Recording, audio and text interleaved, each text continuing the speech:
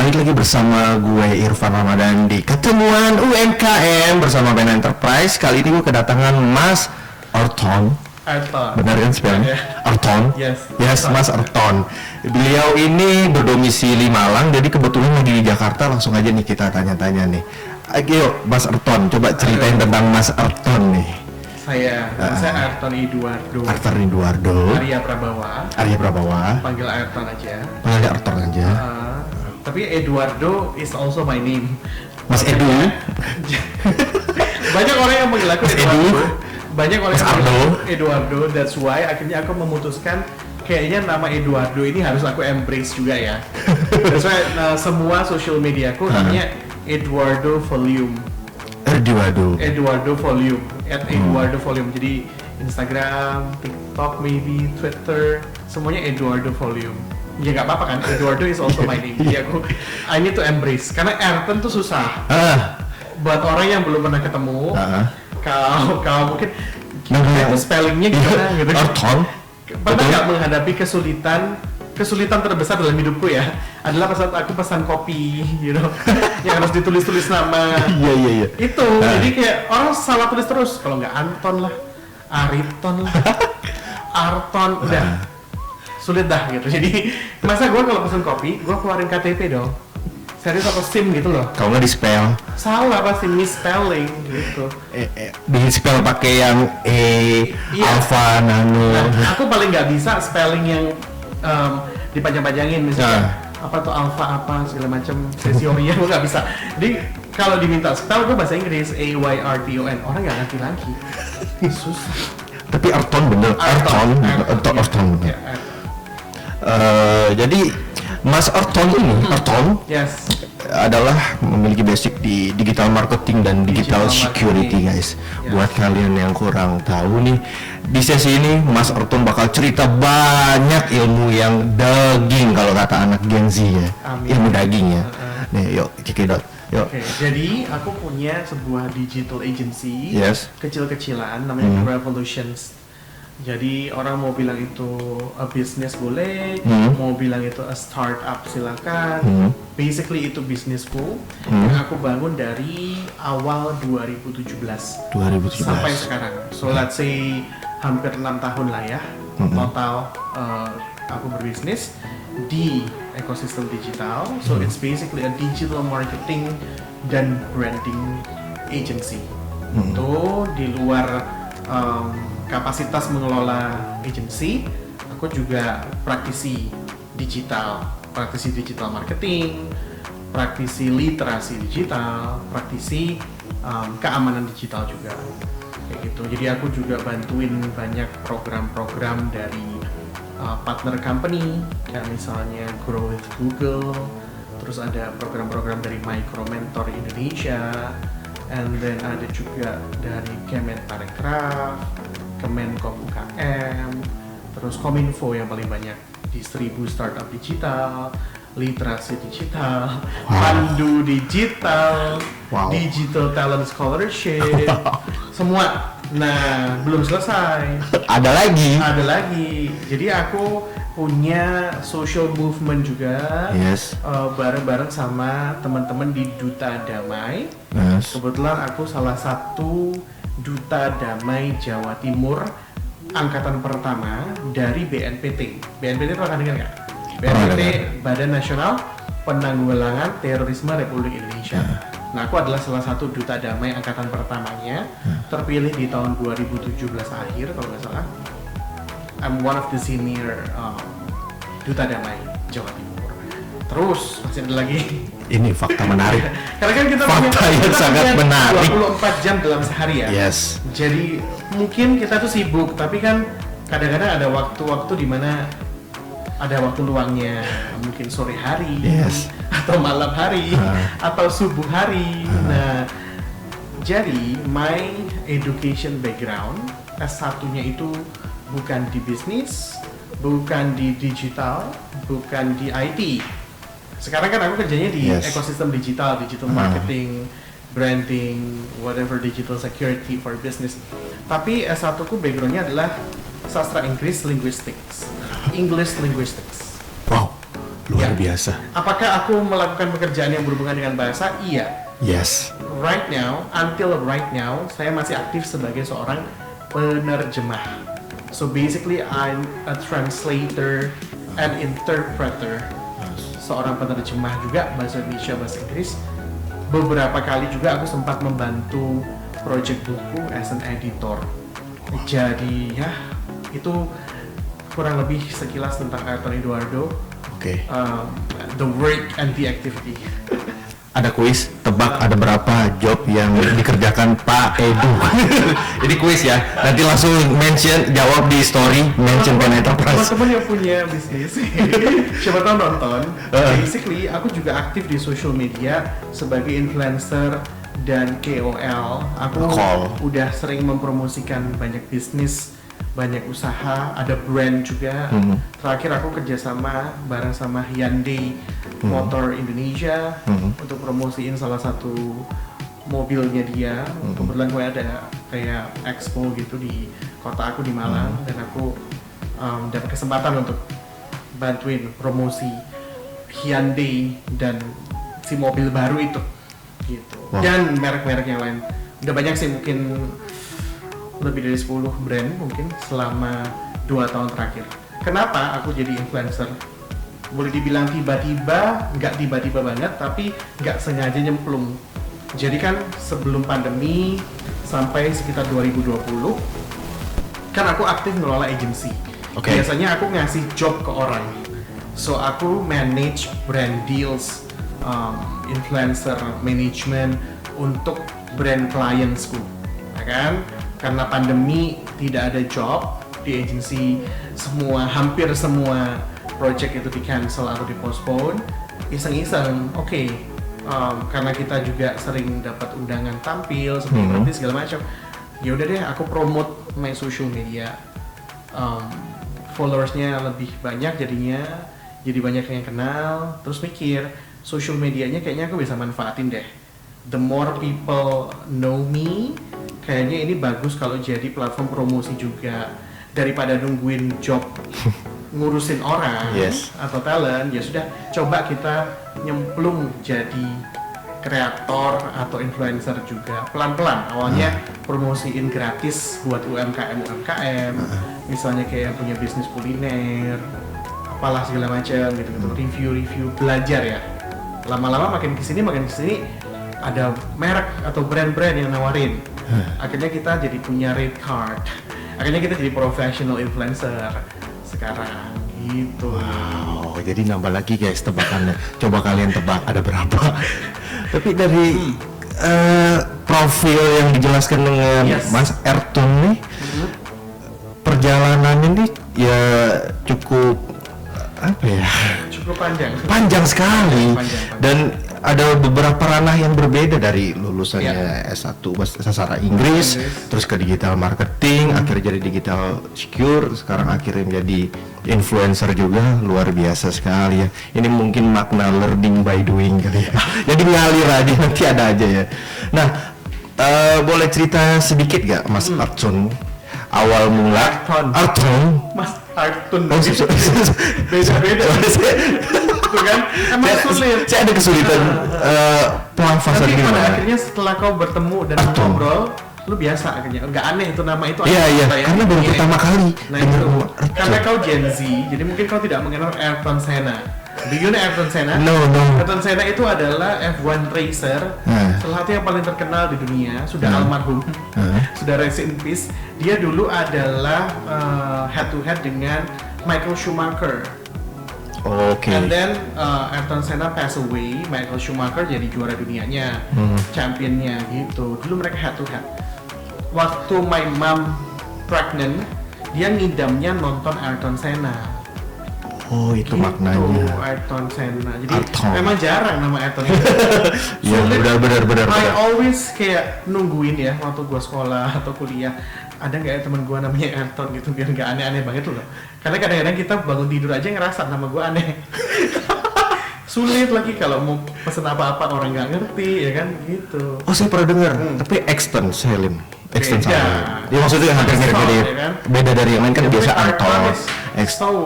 jarang lah ya. Jarang sekali sih teman-teman. Jarang ya, bukan aneh ya. jarang ya. Dari lulus kuliah sastra Inggris bisa ke dunia digital marketing gitu, ceritanya gimana? Ceritanya jadi gini, kalau itu kan aku bisnis sendiri mulai dari 2017 awal. It was Februari 2017. Itu istilahnya Revolutions benar-benar berdiri dan kita manage a business. Jadi tapi it was not the start of everything. Jadi aku pernah kerja di sebuah perusahaan di Surabaya untuk sebuah merek lokal. Nah itu hampir 3 tahun lah. Jadi boleh dibilang pada saat kerja di perusahaan itu, aku dapat kesempatan yang cukup luar biasa untuk bantuin perusahaan itu ngembangin digital infrastructure-nya. Digital infrastructure, I mean kayak website-nya, social media-nya untuk tujuan-tujuan promosi dari merek bisnis ini. Nah itu tahun 2014, 2015 gitulah sampai 2016. So internet was not like what we have sekarang. Jadi bener kayak aku ngomong Indonesia ini perkembangannya internet development-nya itu belum lama. Kita pernah lihat atau kamu mungkin masih ingat, mungkin waktu itu kamu masih SMP atau SD, waktu Gojek gitu ada pertama kali itu tahun 2016 atau akhir 2015 dan belum kayak gini, belum secanggih ini kayak kita bisa pesan apapun so easy dari satu super app atau other platforms yang sekarang kita punya. Di tahun itu kita bakal belum kenal kayak Zoom, so kayak teleconference orang masih pakai kayak Skype. Jadi kayak masih jarang banget itu loh, ada hal-hal masih awam sekali, sangat developed gitu secara internet. Jadi di tahun 2014, 15 sampai akhir 2016, when I was working in that one company, aku dapat kesempatan yang cukup luar biasa bisa bantuin perusahaan itu dan kepercayaan sih aku bilang from that company untuk ngulik digital infrastructure-nya. That one brand company, website-nya, social media, sampai ke mungkin mereka terjun ke e-commerce, marketplace dan sebagainya. Nah, what was the question tadi? Gimana bisa dari di saat kita lagi berusaha untuk membangun infrastruktur digital di perusahaan itu, kondisinya tuh gini, internet was not like what we have right now. Yang tadi aku sempat ceritain mungkin bahwa kita mungkin di 2015 akhir atau 2016 awal tuh baru ketemu Gojek application or whatever other. Dulu sebelum itu ada Uber. Uber yang lebih digantikan sama yang lain-lain. E-commerce belum kayak sekarang. Ada tapi it's not like what we have right now. Terus ya semuanya masih in the start of development era gitu loh. Iklan digital waktu itu belum ada iklan sosial media. Kita belum bisa secara mudah istilahnya mungkin iklan lewat Facebook ads, Instagram ads lah, TikTok ads belum kayak sekarang.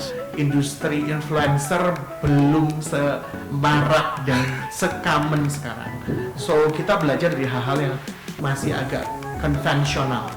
Nah, jadi di tahun itu 2015 ya, aku kepengen belajar tentang iklan digital.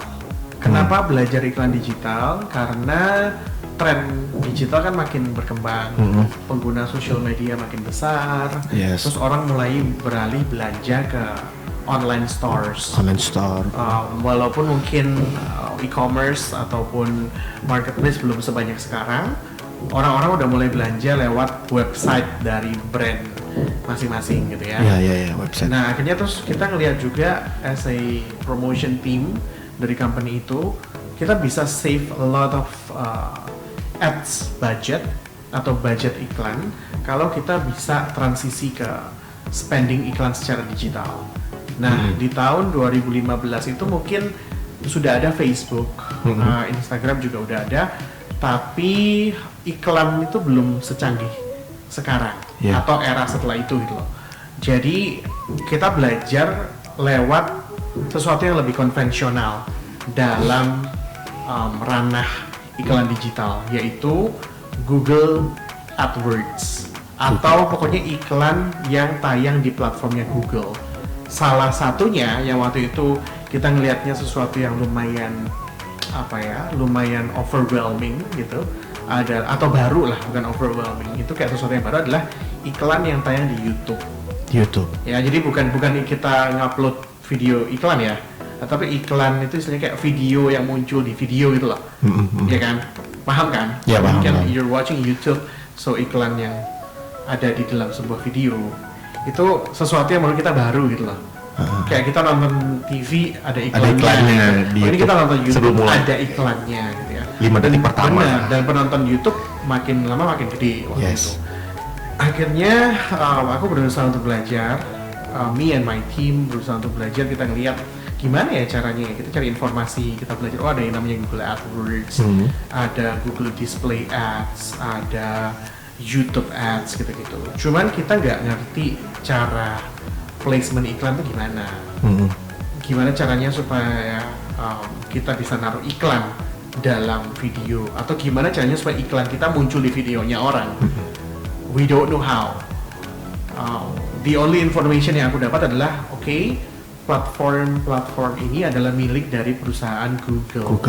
So di tahun 2015 mungkin pertengahan aku cari kontaknya Google. Waktu itu belum ada Google Indonesia seingatku di 2015 itu. Jadi I tried to contact Google yang ada di Singapore. Itu Google Asia Pacific seingatku. Google Asia Pacific headquarternya ada di Singapura. So kita kontak mereka by email. I contacted them by email. Akhirnya kita ngobrol via email segala macam. Bahkan mereka kayak telepon ke kantor kita, presentasi lah via telepon. Bahkan kita nggak pernah teleconference ya. Di zaman itu belum ada. 2015 tuh kita dealingnya, meetingnya, telepon. Jadi gua nggak ngobrol sama Google berjam-jam sama konteksnya Google di Singapura itu lewat telepon, benar-benar telepon kantor, mereka nelpon itu. Telepon kantor. Ya, not even kayak dikirim WhatsApp. Iya. Aku ingat mungkin not even BBM, jadi hanya telepon dan email. Jadi teman-teman masih bersyukur ya kalau kita misalnya lihat kayak whatever kind of development dalam infrastruktur teknologi dan internet atau digital kita, nggak usah jauh-jauh, 5 atau 6 tahun yang lalu itu kita nggak punya apa-apa. Benar. Iya nggak sih? Apa yang kita punya sekarang ini kita benar-benar harus syukurin gitu. Jangan kayak mikirnya tapi kita ketinggalan zaman, Amerika udah 5-10 tahun lebih canggih. Ya nggak apa-apa juga, karena perkembangan itu secepat itu gitu loh. Who would have thought perkembangan itu cuma 5 atau 6 tahun? Mungkin orang mikirnya harusnya 20 tahun lagi. Iya. Tapi ternyata secepat ini gitu ya. So back to the story, aku ngobrol sama Google segala macam, and then aku nanya ke mereka gimana caranya aku bisa punya video iklan tampil di videonya orang. How was that possible?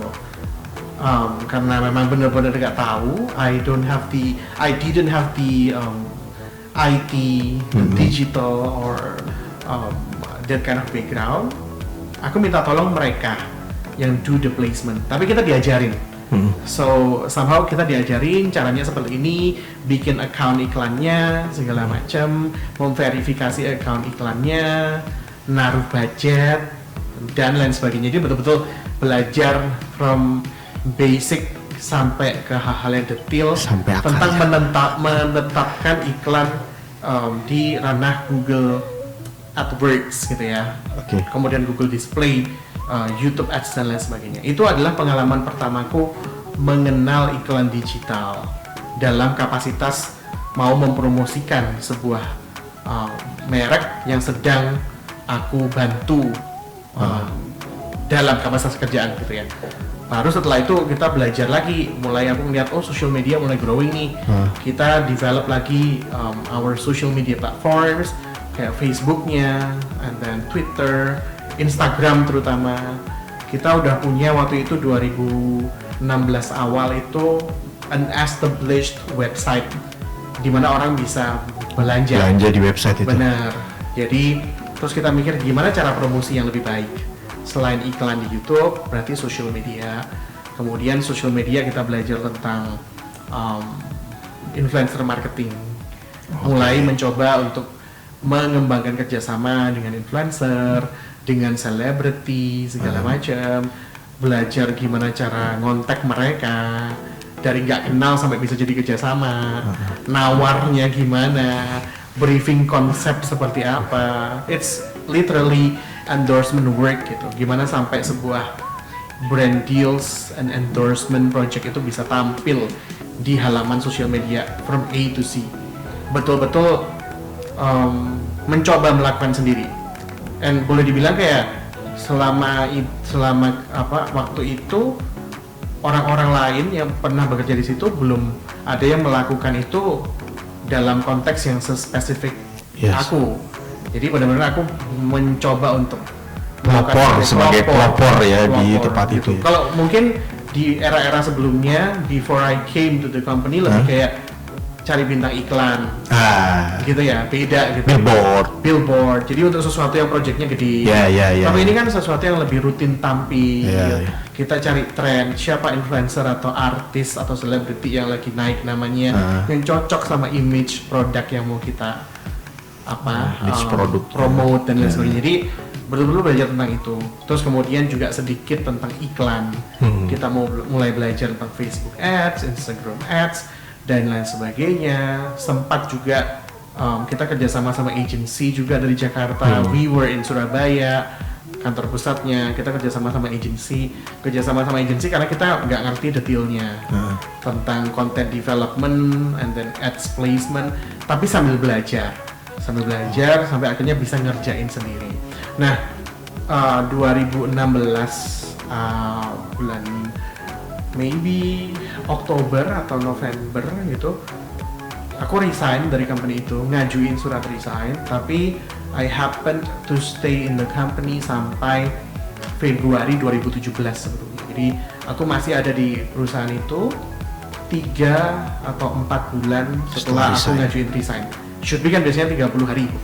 Tapi karena kita berunding sama manajemen dari perusahaan, I stayed longer untuk bantuin masa transisi supaya bisa lebih smooth kayak gitu.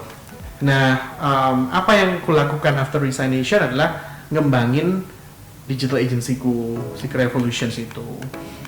Kenapa digital agency ya? Karena what I was doing previously adalah ngulik digital marketing dari perusahaan itu. Jadi inspirasi terbesar yang kepikiran adalah I wanna do entrepreneurship. Aku kepengen jadi wirausahawan karena aku kepengen maju, kepengen belajar lebih banyak hal, kepengen independen, kepengen mandiri. Tapi juga kita ngelihat ada opportunity dari apa yang kita pelajari, bahwa kalau kita bisa melakukan digitalisasi pada sebuah proses dan juga produk bisnis, maka kita bisa mencapai kesuksesan atau perkembangan yang lebih cepat gitu loh. That's why aku bikin sebuah digital marketing and branding agency kayak gitu, yang berdiri sampai sekarang. Di masa pandemi 2020 sampai mungkin awal 2022 kemarin, itu banyak hal yang harus berubah. Ya, jadi mindset kita tentang bisnis betul-betul different gitu ya. Istilahnya kita menghadapi banyak banget pembatalan kontrak, project yang nggak jadi jalan, atau hal-hal yang mungkin sudah harus dilakukan dengan cara yang berbeda gitu. Treatment terhadap sebuah bisnis, sebuah produk itu udah nggak sama lagi. Nah, di masa-masa itulah aku kemudian juga mulai belajar. Di masa dimana perusahaanku ini, istilahnya agensiku ini nggak banyak job dan nggak banyak pekerjaan, banyak yang dibatalin. Yang biasanya aku ngasih kerjaan ke orang, akhirnya aku pelan-pelan mencoba menjadi influencer myself gitu, personal branding gitu. Dan itu semakin memperkuat personal branding yang aku punya. Kebetulan juga puji Tuhannya banyak kesempatan di mana aku diundang sebagai praktisi, so mungkin dalam tanda kutip nama kita lebih dikenal, kita punya social media juga lebih growing. Aku mikir oke, kalau begitu social media ini daripada cuma dipakai buat iseng-iseng atau misalnya cuma buat promosi event dan lain sebagainya, I have the level of influence juga in a certain way kepada orang-orang yang follow atau tahu tentang aku. Ya sudah, kalau gitu aku mau pakai ini sebagai platform untuk bantu promosi juga deh gitu. Atau dalam kata-kata lain, aku coba menjadi seorang influencer atau key opinion leader juga, sampai akhirnya aku bisa yaitu kerjasama promosiin banyak brand dan lain sebagainya sampai sekarang. Wow, luar biasa. Berarti kalau pandemi mempengaruhi pekerjaan digital marketing juga? Mempengaruhi menurutku dalam kapasitas dan konotasi yang lebih positif. Ya, karena justru dengan ada pandemi, maka semua orang beralih ke aktivitas digital dan komunikasi digital. Yes. Di situ berarti keberadaan kami sebagai seorang digital marketing people or digital strategist, content creator dan lain sebagainya sangat dibutuhkan. Yes. Karena orang perlu untuk belajar ilmunya. People need the role model atau the figures yang mereka bisa look up into gitu loh. Jadi yaitu benar-benar masa dimana orang-orang mungkin seperti saya bisa punya opportunity untuk lebih dikenal dan berkembang secara profesional. Gitu sih. Berarti pandemi ini juga mempengaruhi banget ya. Ada efek positifnya juga ya. Aku sih I don't wanna say pandemi ini sesuatu yang memberkati ya, tetapi mungkin ini it's like ya karena pandemi buruk ya, kita banyak kehilangan mungkin teman, saudara yang harus pergi, yang mungkin nggak survive gitu. Tapi in a way menurutku ini juga blessing in disguise. Jadi dalam masa yang buruk tapi juga ada sisi berkat dan positifnya gitu loh. Untuk beberapa orang atau beberapa pihak yang memang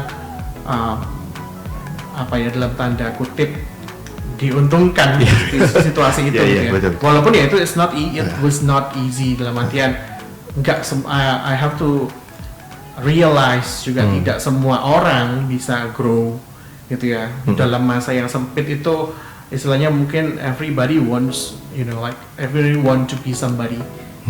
Ya kan? Apalagi internet udah kayak gini, social media, semua orang bikin their very own content and talk show. People just want to be, famous. Yes. Akhirnya ya kayak berkompetisi juga ya. Tapi sih kalau buat aku tuh nggak pernah mikirin segala sesuatu sebagai kompetisi. Bukannya tapi mikirnya berusaha menjalani sesuatu untuk jadi pribadi yang lebih baik. Itu sih yang paling penting menurutku. Jadi belajar untuk jadi orang yang lebih representatif terhadap zaman atau masa di mana kita hidup, kemudian berusaha untuk jadi orang yang lebih kreatif, lebih produktif, lebih tertata.